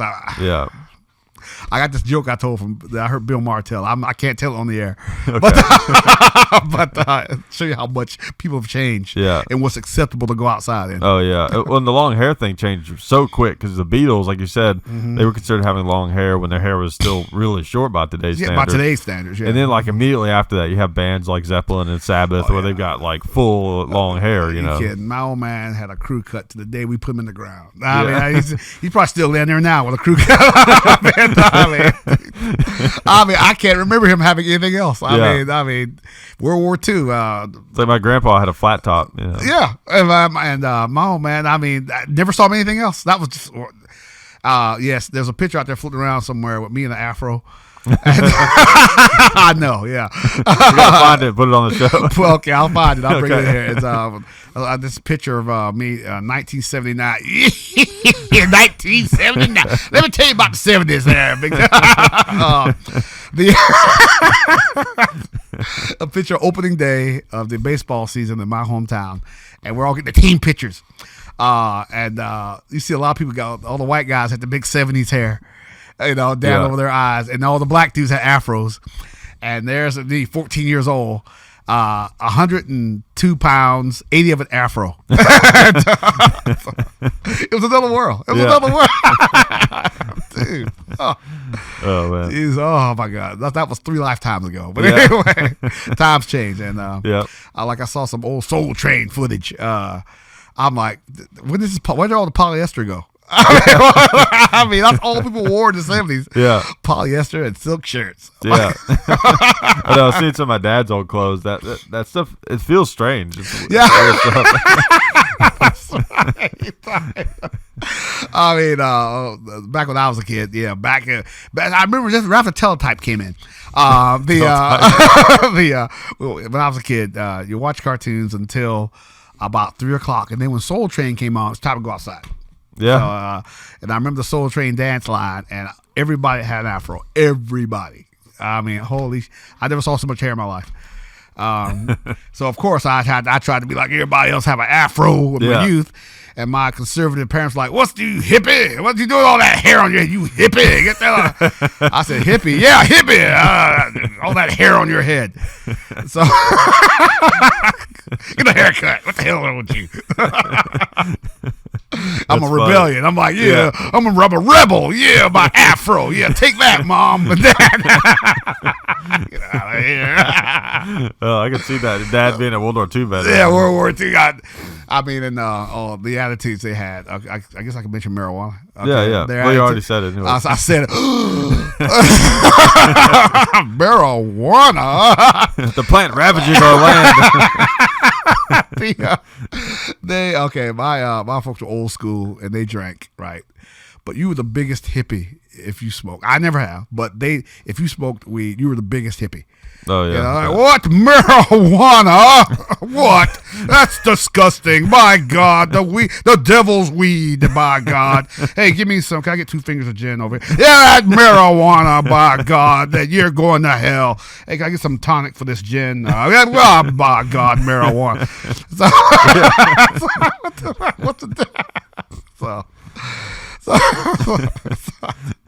Yeah, like a bunch of drunk people, like damn near kill each other in a bar fight. But weed. Some like hippie goes over there smoking weed, and they're just like, well, "Look at this animal over there." That's a lot. I think they use the term hippie, which they're still out there, I guess, right? Hippie's still out there. Yeah, and it's like one of those words that who knows what a real hippie is. It's like a spectrum. There's a spectrum. But you got like commune living, full time tree hugging, sandal wearing, granola crunching. Yeah, and then you got like part time hippies. That's right. They've got the ideology, but not the practice so much. I think retro came back a while back, didn't it? Okay. I'm dating myself again. Retro. Back in the late 90s, I think it was cool for these kids to be retro because a lot of these girls had the Marshall Brady look, the straight hair and the Coke bottle glass. Okay, all right. Yeah, that's definitely like the hipster movement. It's very retro kind of thing. Yeah. Hey, well, you don't have a man bun. Man bun. Get out of here. Hey, your business. Hey, anybody wants to wear one, it's their business. Yeah. Let me clarify that. It's like, I don't understand. Like, what's the point of having long hair if you're just gonna put it in a bun, and a man bun at that? Man. Hey, dude, whatever works for you. Yeah. I don't. Hey. Yeah. So, hey. I don't think any Vikings had man buns. That's right. That's right. Jump off the boat with a sword. Man bun. No. I don't see that. Yeah. No. Yeah, that's one thing.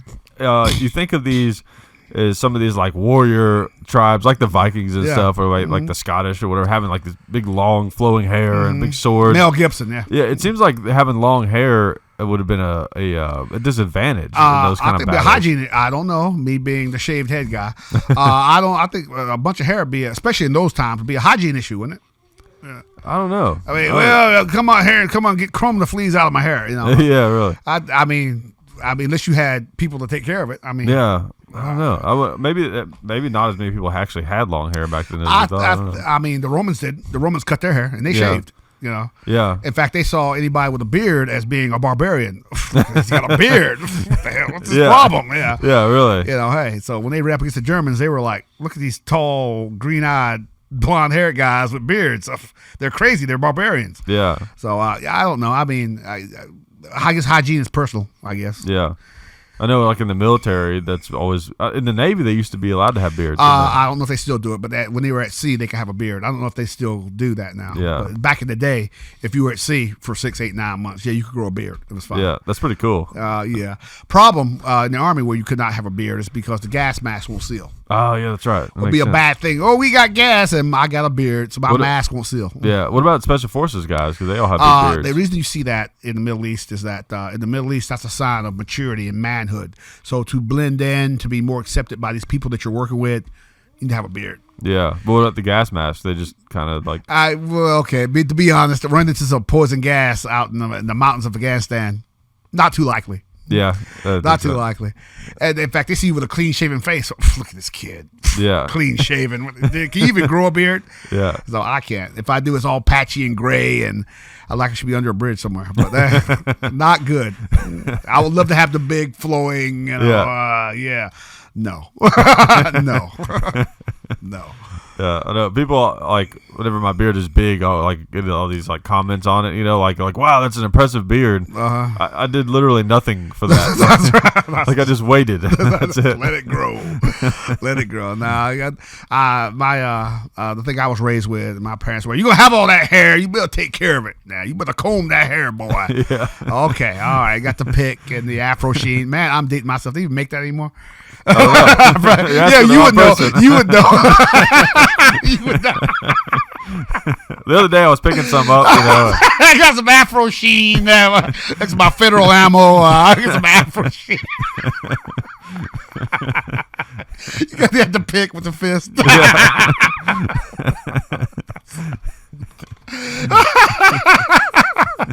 That's right. Oh man. So that was their big thing. You know, if you're gonna have all that hair, boy, you better comb it now. Yeah. My old man stayed with his crew cut. I'm like, all right. There was a time, believe it or not, that I hated getting a haircut. I wanted long hair and all that. Yeah, that was a rebellion because I was a kid. My old man made me have the same haircut that he had. As soon as I hit teenage years, afro. Yeah. Take that, Dad. Yeah. Right. And that fast, right? That's how. That's right. Once you decided, like once you decide to have one, it's just bam. Overnight, you wake up, there it is. Like popcorn. Problem is a lot of maintenance. I saw if you're smart, it's a lot of maintenance because you don't want to be the Afro guy that don't take care of his hair. Yeah. This individual started out. He had the long hair, but he wouldn't take care of it. So he, I guess it's called bedhead. It was all smashed to one side when he came to school. We're like in the third grade. One side of the afro smashed against his head. Okay, all right. He's still hitting. I remember him because he had the old Charlie Brown yellow shirt with the black stripe on the base. Right. Okay. 8 years later, we're graduating high school. There he is. Same guy, head spat, the bed head on his afro. Same Charlie Brown shirt. Dude, it's been 8 years, man. I'm hoping he got like multiple shirts. Oh my God.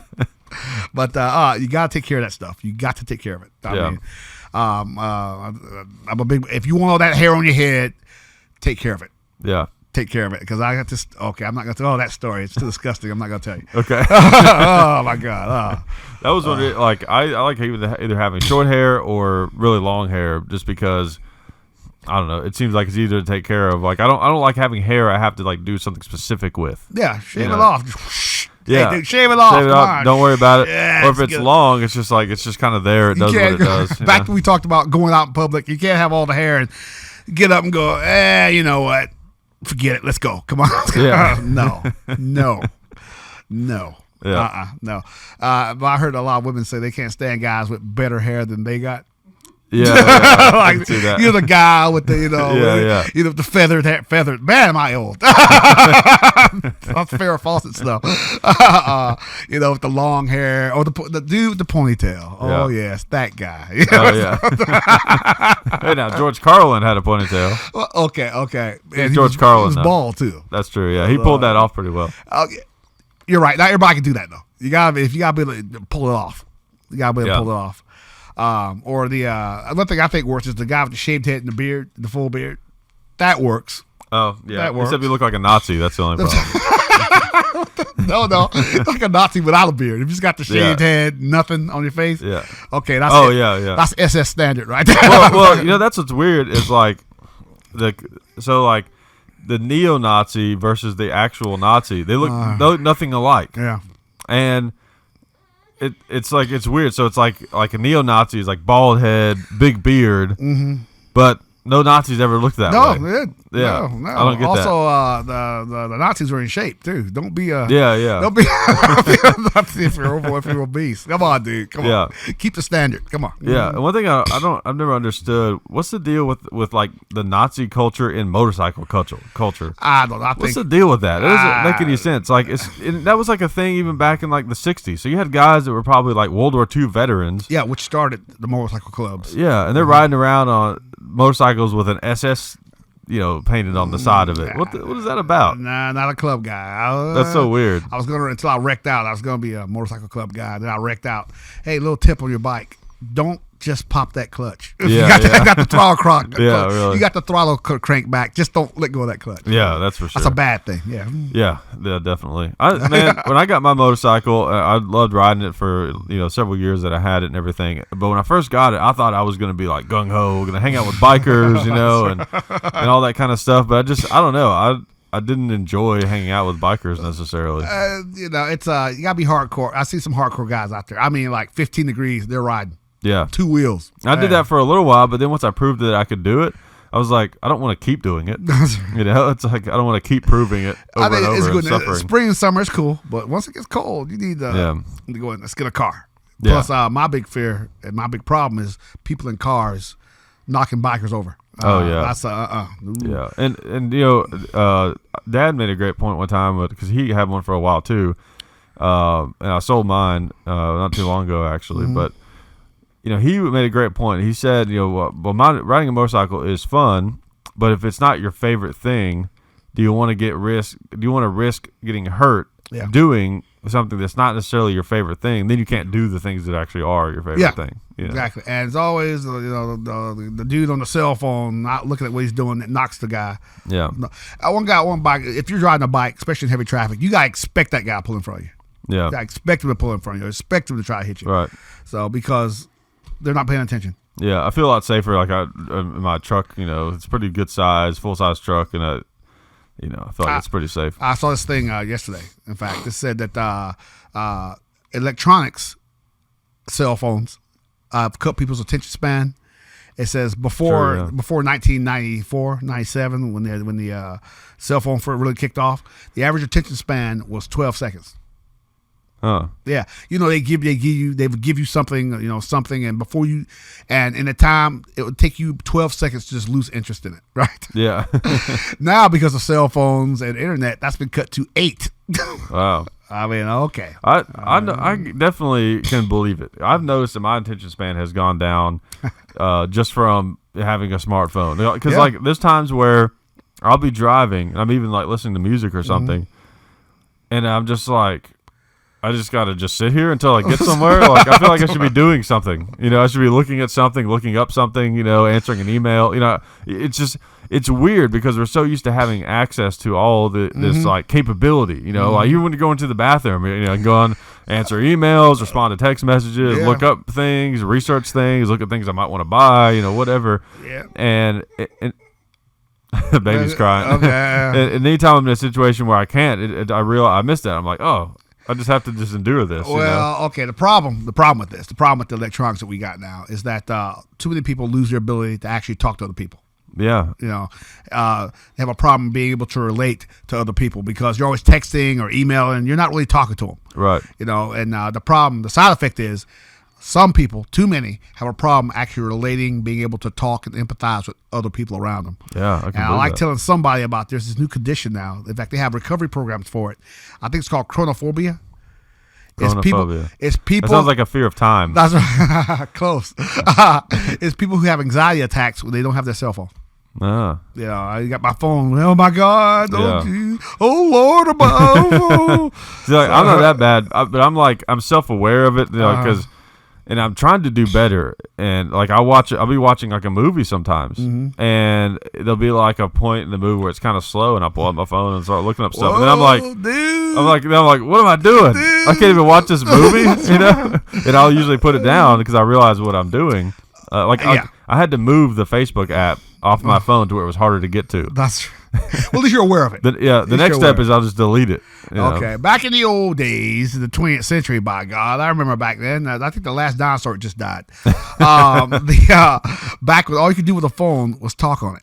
Oh man, that was so limiting. What? You mean all you can do is talk? Yeah, dude. You picked it up, you talked, and then you hung it up. Yeah. What? You know what I always hated though? My least favorite form of communication in the entire world and planet is voicemail. I hate voicemail. Well, is there real need for it now? Not now. I leave mine full. And texting. Anyone that calls me and tries to leave a voicemail, they're gonna get your inbox is full. Dude. And every now and then someone will be like, "Hey, your inbox is full." Yeah, I know. It's supposed to be. I mean, come on. And what's that book? World War Z. Mel Brooks' son, whatever his name is, wrote that book, and he said, in part of the book, he talks about that's gonna be the first thing that's gonna drive people crazy. Yeah, is that cell phone stop working. Yeah, and then there's a part where they're in a church, hiding out in a church. And the zombie horde come down the road, and people pull out their cell phones trying to call and try to text people, and there's no cell service, and people start flipping out. And it doesn't take much of a disaster to jam up the phones. I mean, I can remember a few times just something big happened or whatever, and the phones weren't working because like everybody's trying to call each other. Exactly. Oh yeah. I'm doing 80 miles an hour. In fact, we was on a trip to Florida once, and we had to be doing 95. And this lady passes us on her cell phone doing her makeup. How are you driving with her? How she with her knees? What? Yeah, it must have been. But stupid stuff, irresponsible stuff. Yeah, that's scary. Yeah, those people are on the road. And remember? No, you don't. The days when there was only one phone in the house, and it was in the kitchen. I remember that. I experienced that. Yeah, you were like what, 3 months old? What? No, I don't think we got. I don't think it was till like the mid '90s that we got house phones with like the remote ones, because we had the phone in the kitchen that we used, I think, almost exclusively for a long time. They had like the 40-foot cord. Yeah, it did have a long cord. You could go anywhere in the house. Yeah. Yeah. And I remember like my grandmother's house even had the old rotary dial phones. By golly, the old rotary by. I also thought it was weird that and this is obviously something I missed because I was too young. Is apparently there were people that couldn't figure out touch tone once it went from rotary dial, which that doesn't make any sense to me. It's like you just hit the numbers. It was a big. You were upper class. What's that? You ain't got a rotary phone. Are you rich? Y'all come into some money? What the hell? Y'all upper class now. And then don't talk about the what's the one where you just walk around the house with it? The Like just the regular house phone. The house phone that you Yeah. it didn't have a cord. The cordless. Right, cordless. Yeah. The cordless like cordless. You had like the dock you put it on. Yeah, that's right. I guess some people still use those. I don't know. I remember that's why I think myself. I remember about the first cell phone was like the brick. It was like this. It's like the old World War II walkie-talkie. Yeah. All right, but back then you were the coolest guy though. Yep, yeah. I'm talking on my cell phone. Yeah. Is that a brick? Yes.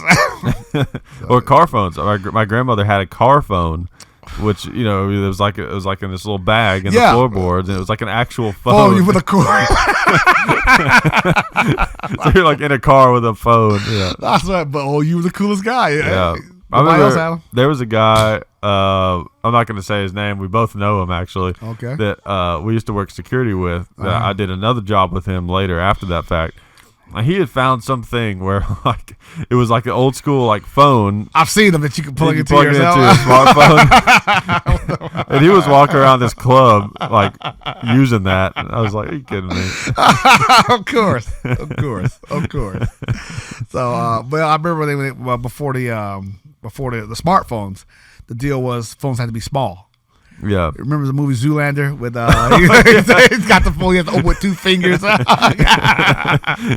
it was like one of the StarTACs, which I had one of those. Awesome. I had the StarTAC. No, what?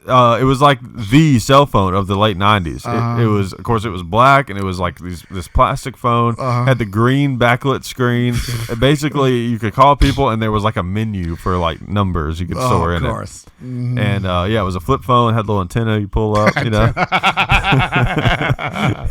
That's going back. And then and then finally you had like color screens on the phones, and then and then flip phones like. And then they didn't have antennas like the pull-out ones anymore. They had like just a little stick that would kind of stick up, The the permanent antenna, the right. permanent one, And then eventually there was just no antenna at all on the flip phones. And then 97, the iPhone came out, and then it was over. No, it was later than that, I think. 07, sorry, 07. Yeah, 07. Okay. And then the iPhone came out, which that just changed the game. Yeah. Yeah, that same story I saw. The people like Steve Jobs and these other what's his name, Facebook guy, Zuckerberg, yeah. They don't let their kids use tablets or cell phones. Really? Because they said because of the effect it has, you lose your ability to relate to other people. You find it hard to empathize with other people. In fact, one of the most high out in San Francisco, one of the most high class, top-notch schools out there, no electronics. Really? Pencil, paper. Because, again, the electronics, and I can see it, it hurts you because, again, you forget how to relate to other people, forget how to do, like, simple math. Too, yeah. Because I got to write it down. What are you talking about? Yeah. I'm actually really trying to use my smartphone less, and when I need to do research on the computer instead of hopping on my phone, actually getting on the real computer and and the doing keyboard, it. Yeah, because one, you can do it faster and everything. And yeah, I've been trying to do that less, and also the tendency of like when you're bored. Yeah. In any moment, there's just like you're bored, you pull out your phone, and I feel like that cuts down on. Like that's a time when you would be thinking and pondering things. Yeah, so relating to someone else, the wife, the kids. Yeah, exactly. Yeah. There's a app called Moments. I think it measures how much you use your phone. I knew you get that. It's the guy that came up with it. He says that he thought like everybody else. Well, I don't use my phone about an hour a day. That's all. About an hour a day, right? That's all. He created the app. And he found that the average person is on their phone 3 hours a day. Wow. And that they pick it up almost 100 times. Man. Dude. 100 times. And I mean, yeah. Yeah, that's probably true. Yeah. And I like it's your lifeline. Unfortunately, I guess, unfortunately. Yeah. It's your lifeline. If anything happens to that phone, it's like, oh my God, where's my phone? Oh, Lord. Oh, where is it? Oh, where is it? Yeah. So that's crazy. So I don't know. I saw this. Speaking of phones, I saw this really interesting story that somebody shared on Facebook. Of course. Is there anything else? Yeah. Facebook's not bad, just in moderation. It's not. Like that's the whole deal with all this stuff. It's like social media. Right. Don't go crazy. Yeah, they're good things, just in moderation. But anyway, I saw this cool story on there. maybe you've heard about this, but you hear about the Marines that were in a firefight, and their M107 50 cal, the Barrett 50 BMG went down, and they called customer service, and like in the middle of this firefight, and the guy who was answering the phone at the customer service at Barrett was also a Marine. He was a former Marine. Okay. And he was able to like talk them through how to fix it. There was some piece of the receiver or something that had been bent up that they they dropped it or something when they were cleaning or did something like that, and he was able to explain to them how to use the bolt carrier to smash it back down and fix it, and they were able to get it going again. Excellent. Yeah, they imagine like you're in I forget where they are, Winchester, Tennessee, I think. You get that call and then you hear gunfire, like we're being fired on. Help us get this damn thing to work. hey, like that's like Grenada, the guy that he made a phone call to the tactical operations center over a civilian phone. Oh yeah, yeah. It was in Heartbreak Ridge. Yeah. You got a credit card? Yeah, okay. Yeah. Call Fort Bragg back. Oh, sorry, Camp Lejeune. Yeah. And got the mission to come out there and save the day. Yeah, that's great. Okay. Yeah. Hey. That is a good movie. Heartbreaker. Okay, I mean, Clint Eastwood, harder to stand, but it's good. Dispel a myth right now. He was supposed to be an 82nd Airborne Division paratrooper. Clint Eastwood was supposed to be an 82nd Airborne Division paratrooper, but the Army would not allow him to cuss. So, because in the Army, good soldiers don't cuss, which is BS, I'm here to tell you. But so he took off that red beret and them jump boots and put on a Marine cover, and the Marines were like, "No problem, cuss all you want." Yeah. So, okay. So in real life, he was an 82nd Airborne guy. Yeah. The people who were portraying were, by God, paratroopers. Yeah, that's cool. That it was kind of hokey, but it was funny too. It was entertainment. Yeah. What was the guy that was like was a musician or whatever? Stitch Jones. Yeah. Stitch Jones. That was Mario Van Peebles. Stitch Jones. Yeah. Yeah, of course. The guy was great.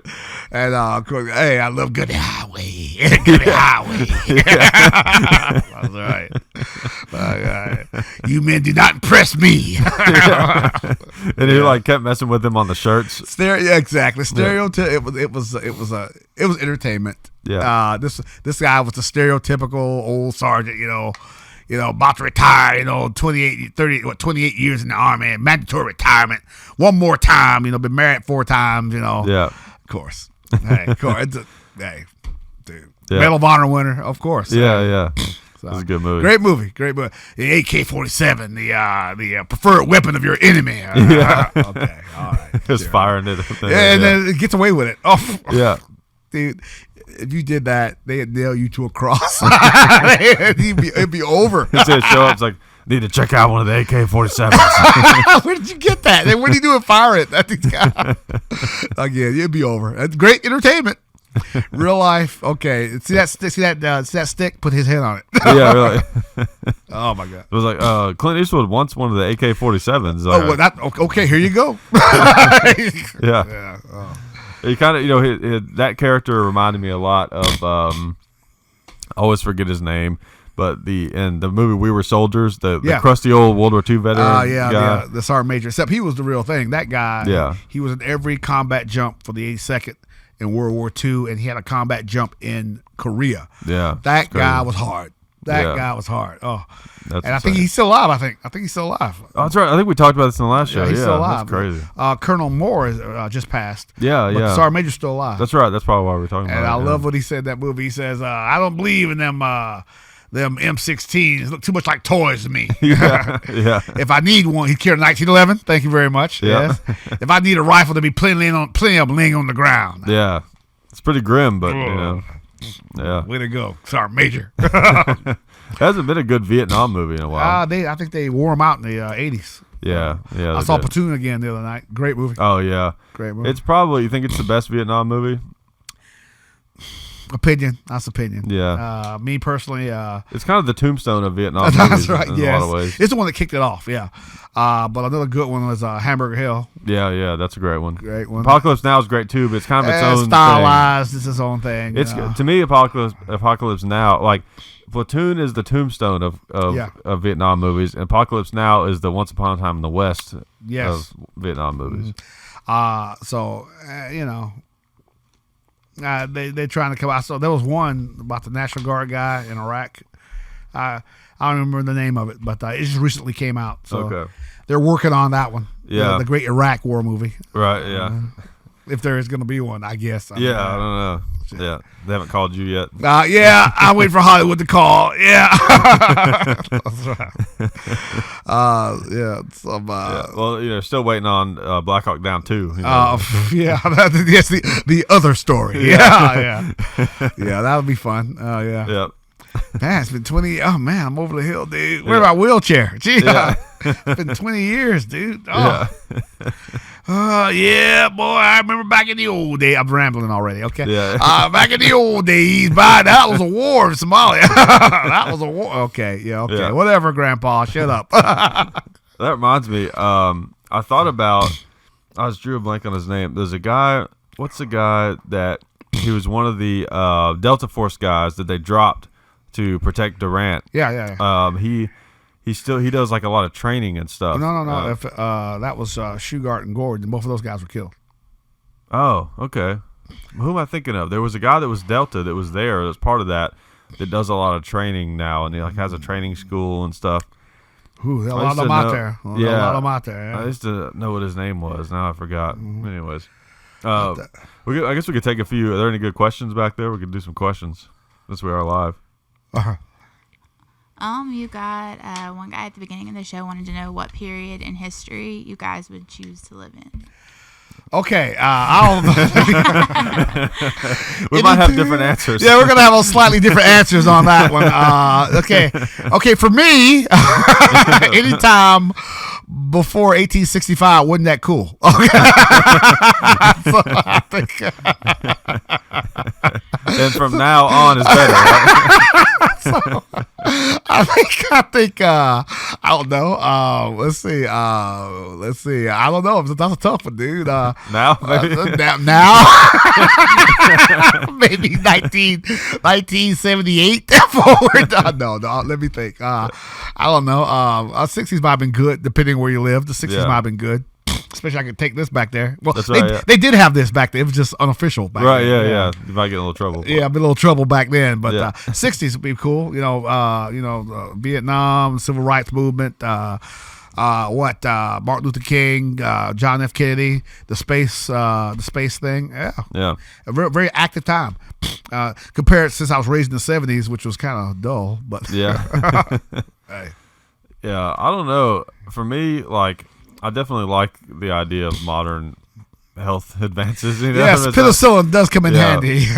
Yeah, but there would be, based on some of my interests, there would be a bunch of advantages to me being like in my 20s and the 80s.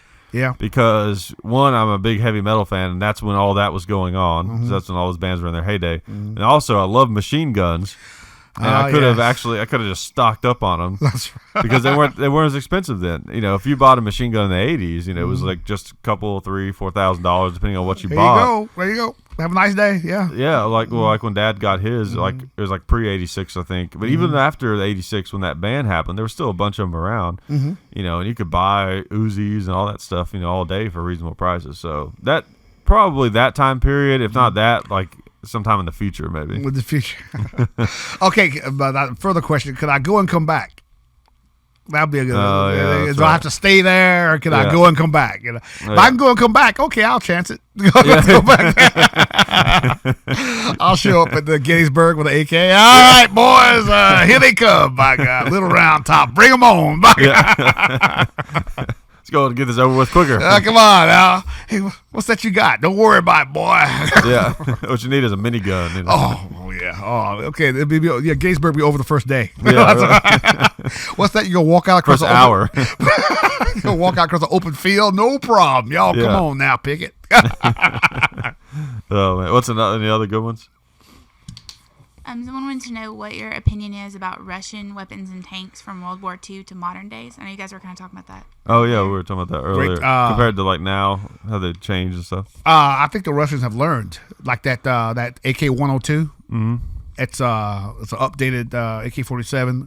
There's a few different updated AK variants too. Yeah, I think that 102. It's got the accuracy of a M4 with the durability of an AK. They have learned. Yeah. They have learned, yes. And they still, like we were talking about before when we were talking about Russian stuff, it seems like they still have that similar philosophy of making durable stuff. Yeah. But yeah, like you said, they have learned that there is some advantages to having a little more finesse in their weaponry. And their stuff works. It works. And you can't beat that reliability. Is it as good as their weapons are as good as the M4? Nah, I wouldn't say so. Yeah, I think the AR has yet to be beat in the sense of there's probably guns out there that are better, but as far as a gun that is as cheap to make, I was going to say affordable,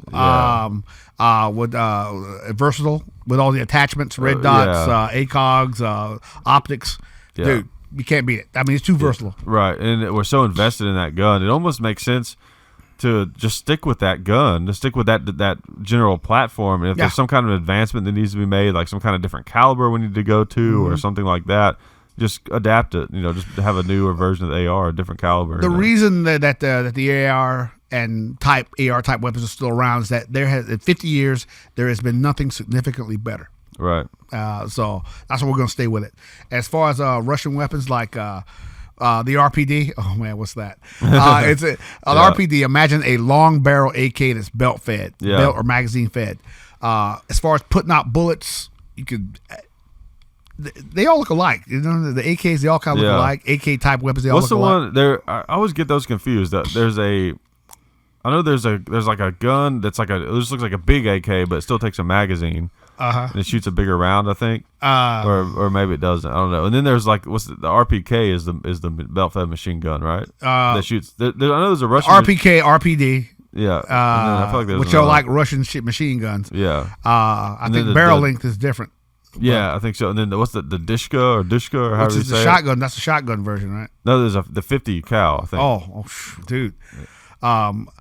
Their stuff works. Their stuff from World War II to now. Their stuff works. Yeah, it's not pretty. It's not well made, I guess. Right. But it works. It's durable and they're easy to learn how to use. You take somebody out there with an M4, you're gonna need about a week. Yeah. To teach them how to properly, break it down and use it and fire it effectively. AK, give me an hour. Yeah. They're ready to go. So depending on what you're trying to do. Number one, the Russians in Eastern Europe, they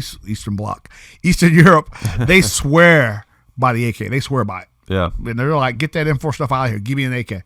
So their stuff's good. Yeah. I wouldn't personally use it. I'll tell this story. I went to this certain store by this certain military base, and I just happened to ask, do you have any AKs in here? And this guy's face went blank, former SF guy, face went blank, and he said, we do not subscribe to the Kalashnikov series of weapons here. That's funny. Okay. Yes, sir. I understand. Yes, sir. So I've been tempted, but I personally ain't going to get one. They're neat. Just get you a cheap one, an old beater, Oh, what's that one? That AK pistol baby. Oh, yeah. It's something like, something just, there. Yeah, like the Draco. It's AK pistol. It has its uses. Right. Yeah, definitely. Yeah. But as for a primary, no, I'll stick with the AR. Yeah, I agree. As a primary. Yeah, I'm with you on that. 1911. Yep. Good pair. That's right. Any other ones? Any other good ones? You got some gun questions. Okay. You want some gun questions since it's gun culture. Okay. M16 or M4? Oh, what am I trying to do? What am I trying to do? They're so close. It depends on what he means by M16 or M4. And what are you doing with it? Yeah. If I'm in a vehicle, getting in and out of a vehicle a lot, if I'm in a lot of buildings, enclosed urban area, M4. If I'm in the countryside, open spaces, M16. Yeah, I assume when he says M16 or M4, he means like A2 is in like longer versus gun the M4, versus the shorter one. Yeah. So if I'm out in the countryside, a lot of open space, M16, 800 meters, no problem. Yeah, no problem. Probably further, no problem. But you lose a lot of range with the M4 because it's shorter. Right. Yeah, a little bit. Not. I wouldn't say enough to where. Yeah, if you know you're going to be shooting at longer ranges, 800 meter shots, you need the A2. Yeah. Yeah. Which there's absolutely nothing wrong with it. Great weapon. Yeah. Yeah, those are neat. All right. Anything else? What do you think of the custom AK-47? It's a Russian Krebs custom. Oh, Krebs Custom AKs. I don't know if you're familiar with those Krebs Custom AKs. I forget the guy's name, but it's a company that takes AKs and adds some custom stuff on them. Like I think Krebs is the one that came up with that. The safety lever on an AK. Have you seen the ones that have a notch in it, so you can actually lock the bolt back? Some things like that. They're supposed to be really good. I've never had one though, so I don't know much about them. But anyways, any other questions?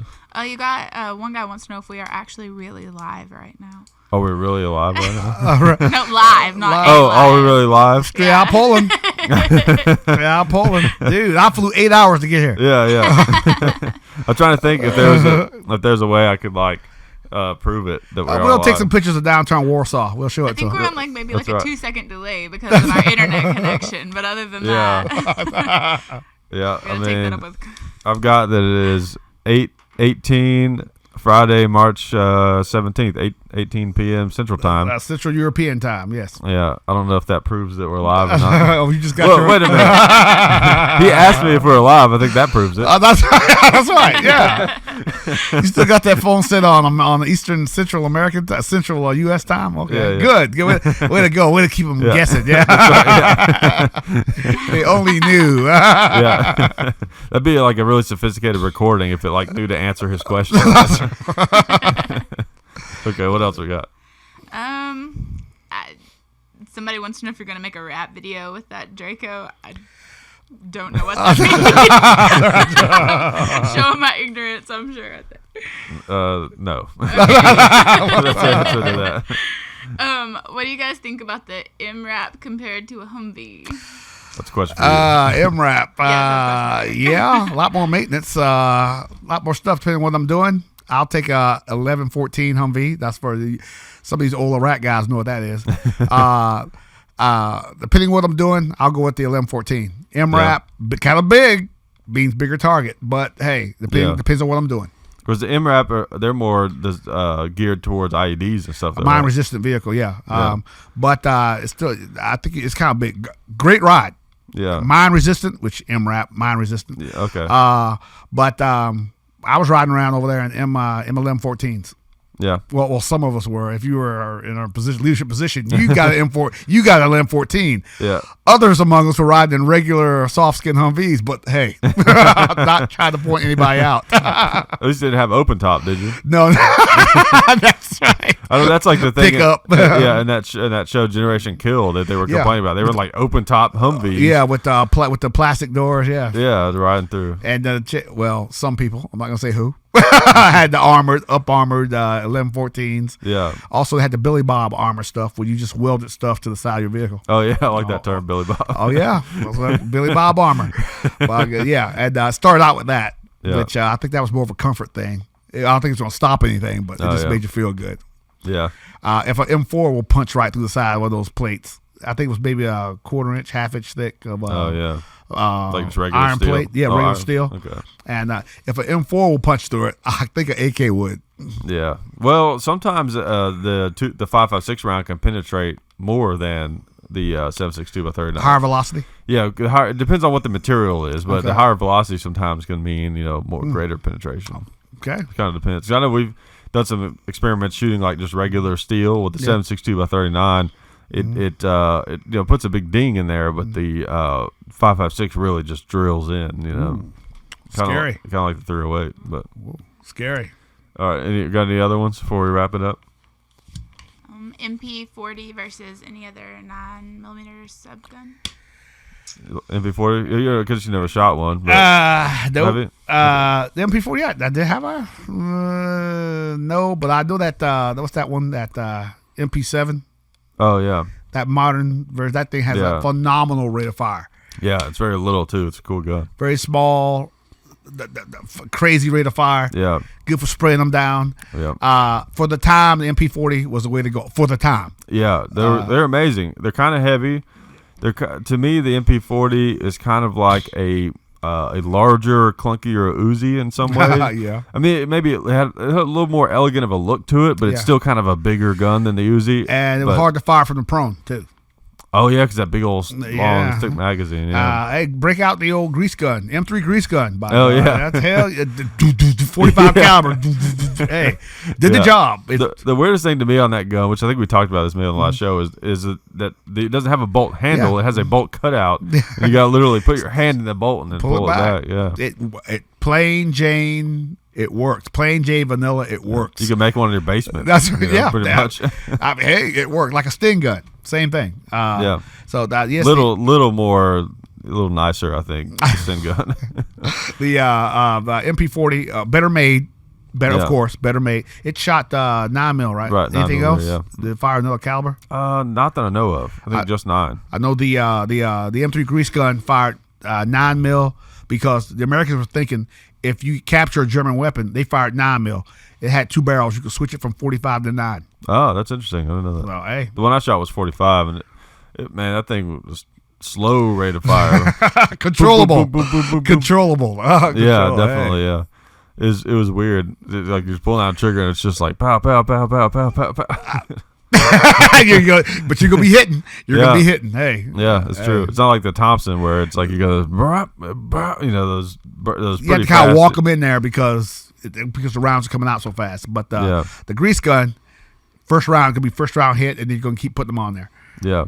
So to me, though, the value of a submachine gun is that you can put so many rounds out faster than you would be humanly capable of. Because with the grease gun, it shoots so slow, I would almost rather it be semi-automatic, so I have more control over it. Okay. You know.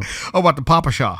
That man, that thing is just absurd. The rate of fire. I mean, it had like a 500 round per minute rate of fire. It was like I think they were like 11 or 1200. Oh, I mean, yeah, it sprayed you down. It's like a minigun. You know, just it sprayed you down. Yeah. So yeah, insane. But it was a small round though, right? Yeah, pretty small. Yeah, I forget what it's called. So it was some little Russian round. Yeah. So, fast round, high velocity. Close in, high rate of fire. You ain't got a chance. Yeah. Yeah. What else? We got any others? What do you guys think about changing standard calibers for assault rifles? Like the military, the U.S. military? It goes from 7.62 to 5.56 back to 7.62. Like putting. I'm not sure what he means. So going from like 5.56 to 308. Problem is going to be tough to teach people how to shoot. Yeah. The big advantage that the M16, M4 had when it first came out in the 60s was it was tough enough to teach people to shoot the M14. Yeah. Big gun, lot of kick. It was just easier, as we all know, it's easier to shoot a 5.56. Right. And depending on what you're doing, what the mission is, it's better to go with the 5.56. It's affordable. You can carry more of it. Yeah, the gun's lighter and everything. Yeah. M14, I think you give standard combat load was 120 rounds. Yeah. Man, that's gonna go like that. Yeah. You know, hey. And, there could be some compromise. Like sometime down the road, the military goes to like something like the 6.8. Yeah, I was about to mention that. Yeah. Yeah, a caliber that's kind of like in between, where it's closer to the 7.62 by 39, but it's not like a lot heavier. But of course, anything you get much bigger than the 5.56, it's the ammo's gonna be heavier. Which means less of it on you. Right. Also, the problem that I heard everybody complain about over there was that no knockdown power. Yeah. But that goes back to shot placement. Right. And do you want to carry something big enough to have actual knockdown power in a rifle? Exactly. So it's a trade-off. Like I said, 6.8, 6.7 was the new thing. Well, okay, came right off. Yeah. Got a hand mic now. Yeah. Yeah. But I say stick with what works and focus more on marksmanship. And from what I've seen, the Army's going away from that. They got little gizmos and red dots and lasers. Yeah. Which are nice, but I think there's no substitute for just marksmanship. Getting out in that range once or twice a month and just hitting them targets. Yeah. Well, I over a red dot, partly because I have a stigmatism, I think, and I can't see them very well. But I actually prefer I'm having trouble here. Like on this rifle, which I just got this from Optics Planet. I'm going to be doing some. They were kind enough to send this to me, let me borrow it, unless I decide to buy it, which is a very real possibility. I got this. It's the AccuPower Trigicon, and it's a 1-to-4. So I have it set on 1 is where I'll keep it most of the time. So it's kind of like a red dot in the sense of you have this quick pickup, reticle, and you can turn it on, and it gives you this kind of like a red X, but it's an actual like etched in piece of glass. So it's not like with red dots. I'm not sure how they work, but there's something about the illumination process. It looks kind of fuzzy to me. Yeah, it blurs. Yeah. Yeah, and I don't like that as much. I like to see something that's very concrete and real looking, And then also I have the ability to where if I need to, I can crank it up to 4 power, which is still a pretty decent amount of magnification if you need to pop something. You should have backup iron sights on there too. Yeah, that's just in case. Yeah, that's what I need to add. Now I actually have them in the buttstock, but okay. well, so until a couple of days ago, I had a Leupold 1-4 power scope on here, and it was not a quick release mount. So the thing I realized is even though I have these backup iron sights on this gun, which I did at the time, they're not going to be any good because if the scope goes down, it's stuck on there unless I happen to have a wrench or something, Which of course you'll carry. Right, yeah, exactly. So I thought, well, you know what? I'm just going to take them off since I'm not going to be using them anyways, and at least I'll just put them in here.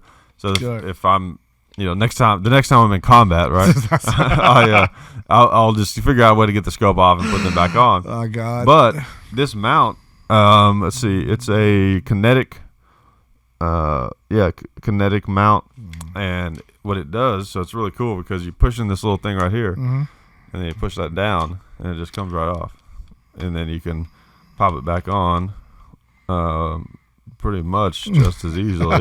The easy mount. Yeah, pretty much. There we go.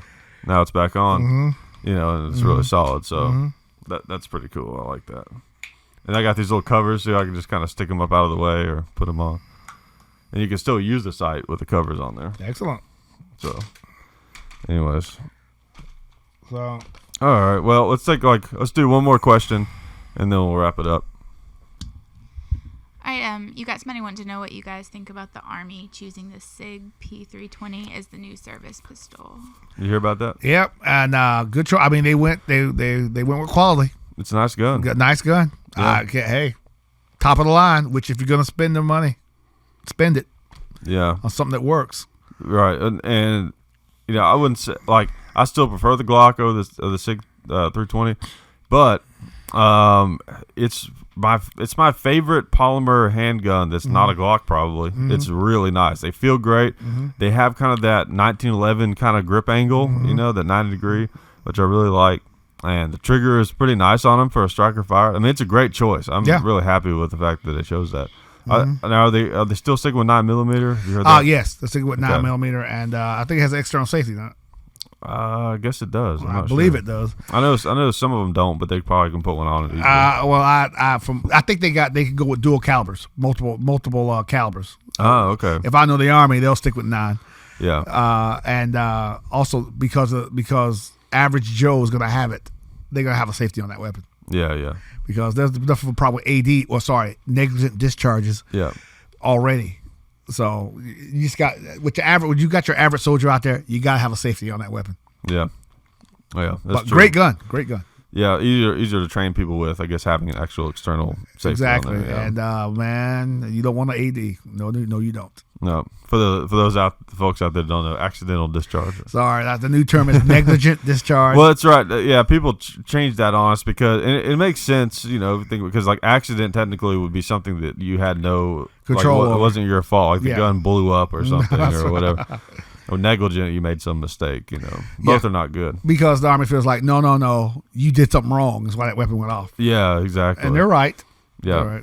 That's the defense everyone wants to use. It's like it just went off. It's like guns don't just no, they off don't necessarily. Exactly. If you drop certain ones, maybe, but yeah, no. Never seen it. Sorry. Yeah, I haven't either. Anyways, man, it was a lot of fun. Yeah, great shotgun, by the way. Thanks. You got to get you one. Shockwave, Mossberg 590 Shockwave. Now promotion. No, it's cool, man. All right, man. Thanks, man. That's it. I'll get that plane back to the States. Yeah. All right. I like how I said bye.